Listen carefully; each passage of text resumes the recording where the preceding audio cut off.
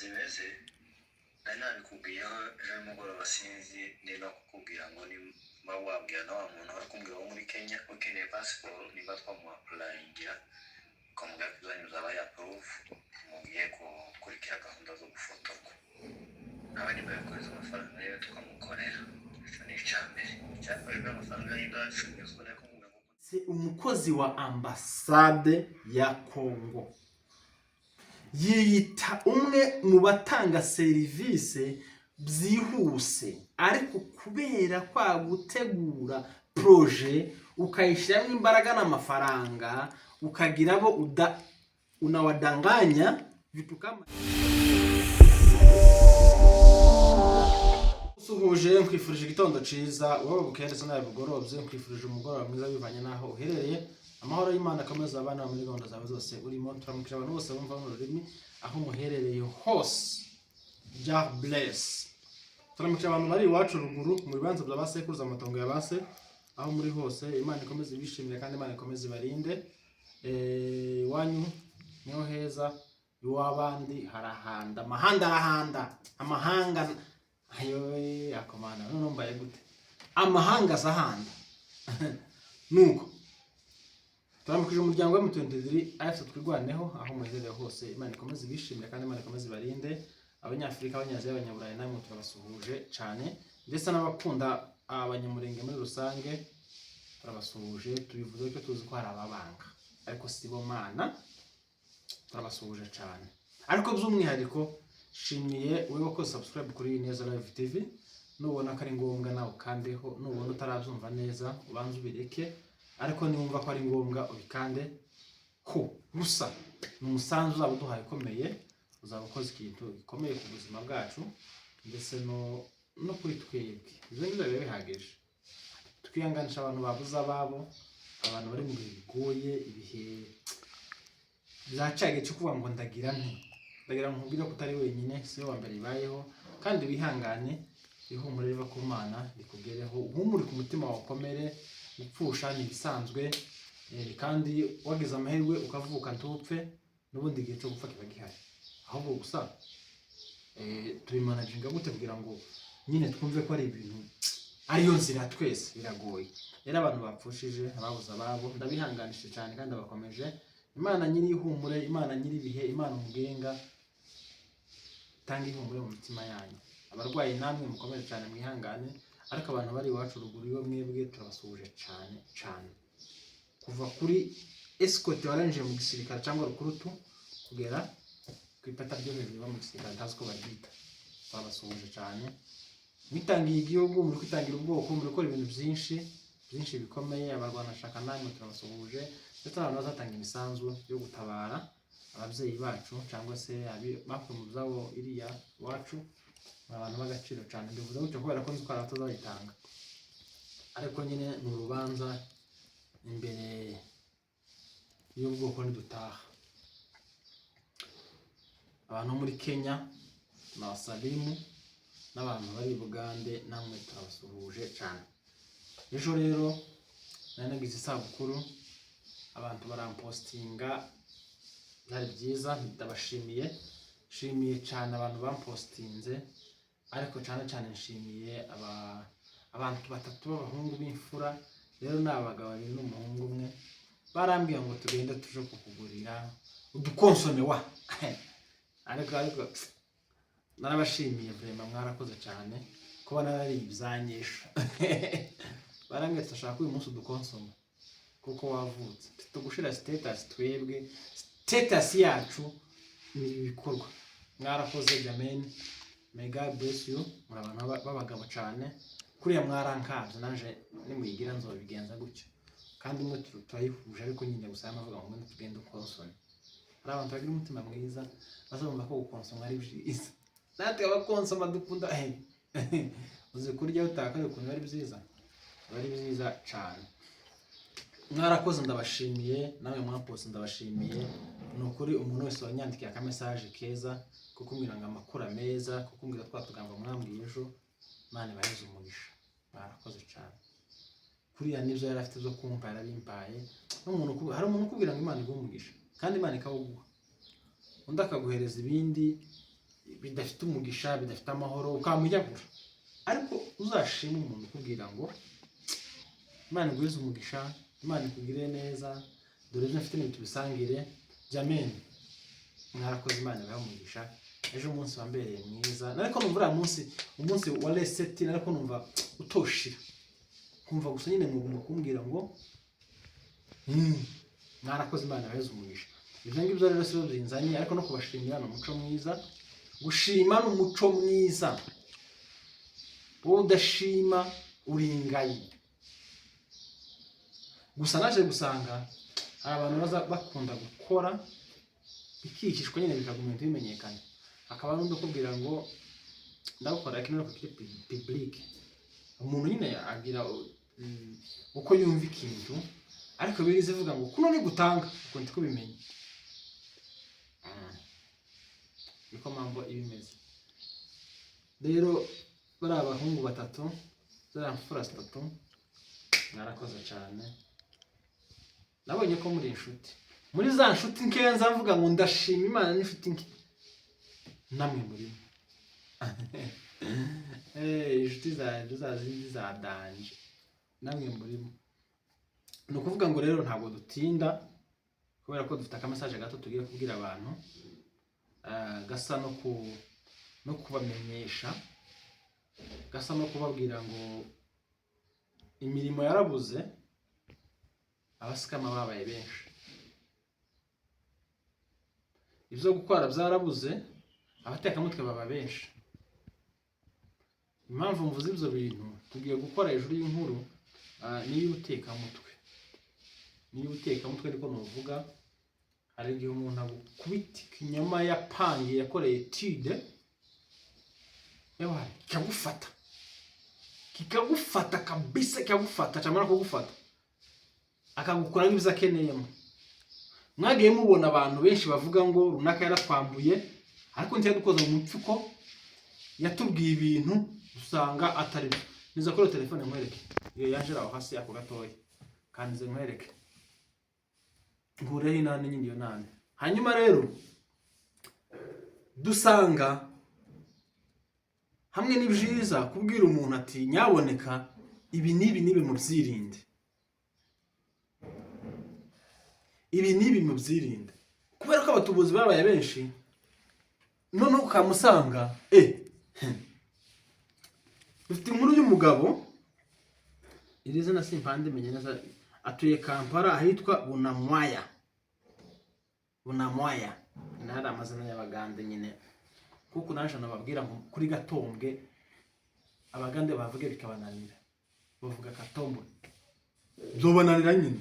Uyu mugabo rero umva hano, reka mbakinire akarikodi kiwe gato, hanyuma tuganire. Yewe ukuntu gahunda zimeze nari nabikubwiyeho ejo nimugoroba, sinzi niba kukubwira ngo niba wabwira na wa muntu wari kumbwira wo muri Kenya ukeneye pasiporo, niba twamuapurayingira ukamubwira ko izanyuza abaye approve, mugiye gukurikira gahunda zo gufotorwa, nawe niba yakohereza amafaranga rero tukamukorera.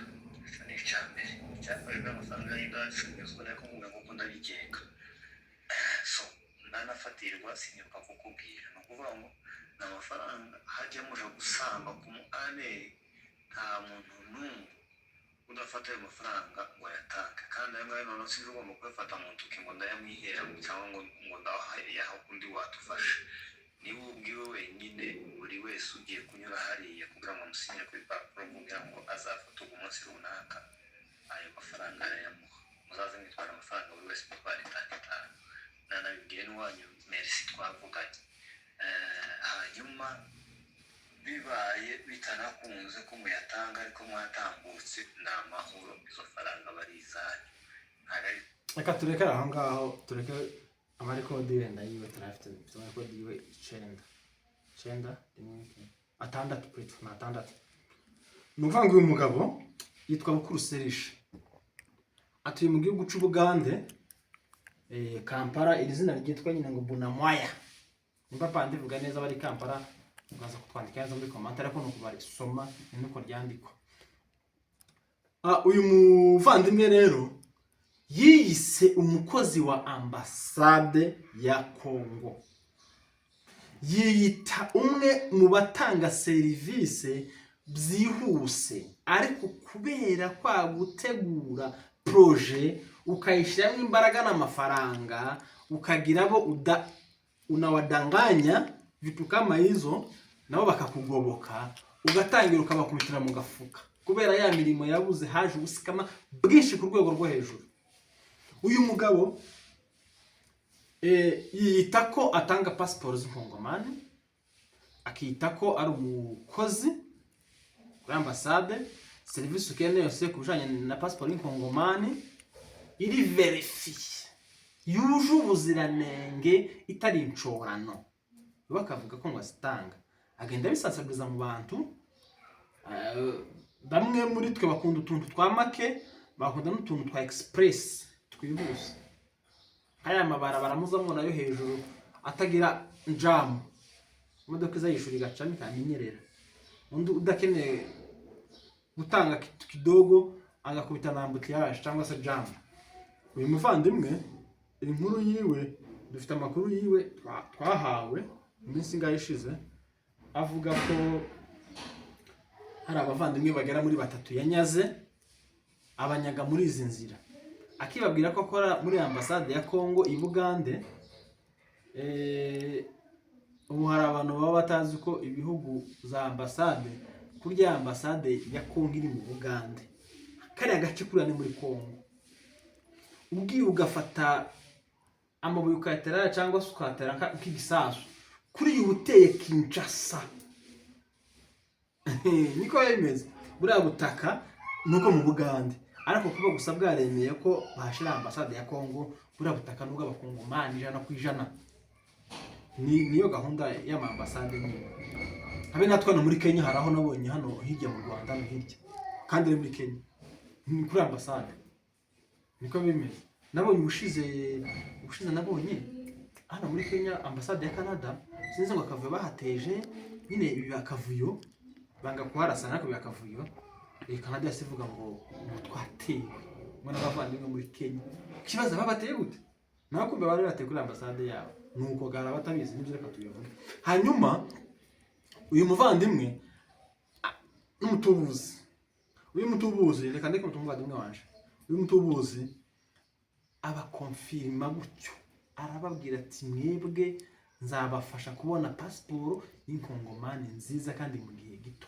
Ariko nza numva ngo mu Bugande bazazitanga, ariko iyo gusa nakantu yari yakoze ka business ko kurya nyine ifaranga z'abantu, kandi abantu bazabarindika vuba. Kamubesha akantu kakatewe ntugira ikibazo, ndabigukorera iminsi 2-3 kuri 4, pasiporo ndabanyifite. Icyo usabwa uzana avance, iyo ni itegeko. Hari impapuro zisabwa $10, hari gutangira $50, nyine utuntu nk'utwo ukatwumva nyine ukayatanga. Kuyatanga si ikibazo, no kubabesha si ikibazo, kuko gara abantu babaye mu buzima bw'ikinyoma.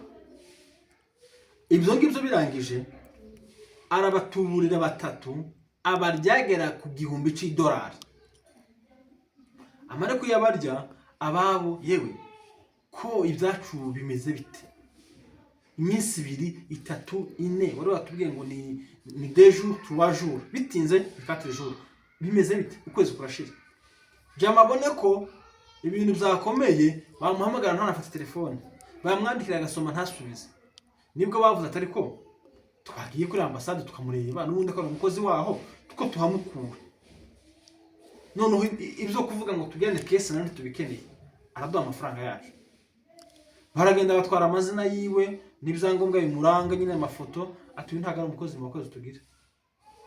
Mu bakozi tugira uyu ntitumuzi, ntago ari umukozi. Babaza abantu kabangaye bahakora, barahakana, babazamo indani, baravuga ati nta mukozi tugira witwa gutya, nta mukozi tugira usa gutya, uyu si uwacu. Ahita bakwepa. Ariko bakwepa barahize, baramwinginga ati yewe dukorera duha amafaranga yacu, cyangwa se ibintu byacu byaguke birebire, tukuvuge ko uri umutubuzi. Ejo utazanabesha n'undi. Tuhava muri iriko dukavuga ngo yewe ibintu zanyu biri hafi gutungana, tubwirire n'urya wo muri Kenya aze tumufasha.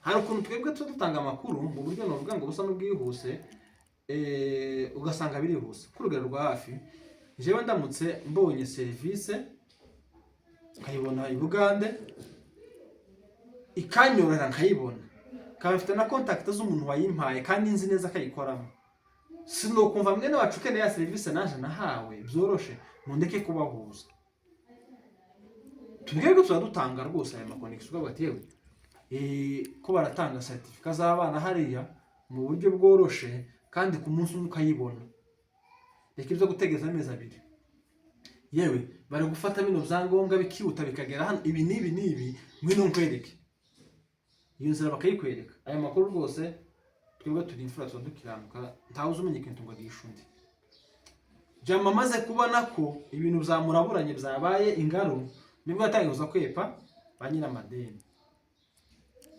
bakaguhamagara ukanga kwitaba bakaguhamagara ukabihorera bakakwandikira ugasoma tusubiza byibuza iyo wanageze n'ikibazo uzuvuga ati yewe sorry hari ka emergency kabaye ariko ndi kubishugurika bakimara kumenya ko atari umukozi wo muri ambassade ya Congo Kampala nibwo sasa yatangiye kugenda bahunga zigzag filimi za kurangira abavandimwe bambuwe ifaranga bagera kuri 3 banyagwa arenga $1,000 ifaranga ni nziza rwose $120 gucyuye muri Kenya urumva ni hafi miliyoni y'u Rwanda amafaranga menshi kandi ndumva amaganda ashobora kuba ari nka miliyoni 3 niko nkeka kuko nimba 30 miliyoni y'amanyakenya ari miliyoni y'amagande 62,90 ni hafi 3 n'igice z'amagande urumva ari amafaranga ni menshi miliyoni 3 n'igice igihugu urimo spoza ko bayaguhaye tiyo kugirira akamaro aho uri nyine wowe aho uri nyine uri muri Amerika bakaguza miliyoni 3 n'igice ukora ikintu bitego muri Kenya ni menshi mu Bugande ni menshi mu Burundi ni menshi mu Rwanda ni menshi akira izo miliyoni 3 n'igice mu gihugu urimo mbwe ko amafaranga ari menshi taruhiye gusa bavuze nka cyane mu mazi ya 50 nabonye mu Bugande bazatanga amazi bitwa amanika ese ni kavera ni abantu mu Bugande bavuze kutubwira hari amazi nabonye nigeze gushaka kugura amazi ndayabura barambwira ngo turi na kavera niko bavuzara ndavuga ngo kavera nayo kini mu kampezi ndababazaga barambwiraga ngo ni nimba ari 500 y'amagande nimba sinzi ukuntu bambwiye ndayabahaye ngambana banzani isashi mw'amazi timwami Yesu inyota yamishira nane ndi mu safari ndagenda mw'amazi mu modoka mugasaje namanyine numva ndavuga toke takibazo yamwe kanje we nkomeza rero wibaze bagwaye izo faranga mu gihugu uri mukintu zakumarira miliyoni 3 hafi n'igice bafata amafaranga menshi kandi meza nuko birangiraga baba vandimwe banyazwe bamane kunyaga baravuga ati yeme turatangaye kandi turahumiwe inkicitse amabere kunyagwa na mwene wanyu wita umukozi wo muri ambassade batanamuzi atanakoramo gusa twebwe turazira ko twizeye tumare kwizera twumva ko ari mwene wacu atotunyaga yene message nari mbazaniye ariko ico mbirenzaho abareka tubaveho ga banyazwe ganye ntakundi bihangane kandi bari mu nzira zo guheba urahebanye none mugenda ta agreement mwagiranye ukaba kandi warakwe mu mfuko wawe batarakunyaze uraheba ta inkiko gabazavuza ngo inyandikiri ntanyandiko transaction gusa akubwiye ati yereka yanyeza ideni ijyanje hanyishura yo gutsinda ariko agreement inyandiko nizi gufata rero bavandimwe mwihangane faranga ni ibironka muzabona izindi muzihorere nyine nuko mwaranyazwe mwende muhumuke icyo ngira ngo mbirenzeho ndagira ngo nibutse abantu ko imirimo yarabuze ubu nyine uzogera wenda niba hati mbi uhure n'umuntu ufite akandi karyoshe yama akubwira ukuntu agomba kwigisha business, akubwira ukuntu agomba kugufasha gukora business, timuziranye icyo gushakaho nyine ni faranga, yama gutwara cya gishoro cyawe. Rero ubwo buteka mutwe burahari, yewe natwe tuduhamagarwa n'amanimero, ukamumva nimero guhamagaye ngo rero bakora kuri Safaricom, tumukozi wa Safaricom, ngo hari amafaranga afite kuri M-Pesa, ngo bagiye kuyakwiba none, ngo ngwino nkwereke imibare kanda, ngo umuntu ngo reporting, ngo cyangwa se ngo tumubanire, kubera nawe nduzi ko ufite 50. Kera pressure by pressure ugize gutya arakubwiye ngo bonyeza star, bonyeza 1, bonyeza bla bla bla bla, akakubwira ngo mteja ngo asante kufanya kazi na wewe vizuri, check balance, wacha kwa balance 0000 kandi akamwita ko umuntu nyine wo muri Safaricom ga ni line dukoresha intanga n'umurongo ukomeye wo muri Kenya, ukamusanga uranyazwe. Ubu nyine kubera ubuzi bwabuze, abasikama babaye benshi ku rwego rwo hejuru, ku buryo yamunabeshwa n'umuntu nyine utanatekereza, ukavuga ati ndabizi ufite murumuna wawe hari ibyangombwa yo gushaka, wowe gira gutya bari kwishyuza $100, ariko wowe perezida turuwasa agenda bigukorera rwose nimugoroba bahita yibona. Ukumva ko kantu kamakeya wowe umuntu ugiye kwitangira $100 atakuzi n'ure rukundo, na yandi uzuja kureba balance 000, ukavuga ngo nanone iyo nemera ngahendwa, emera uhendwe ariko kuri kintu kiri ciza.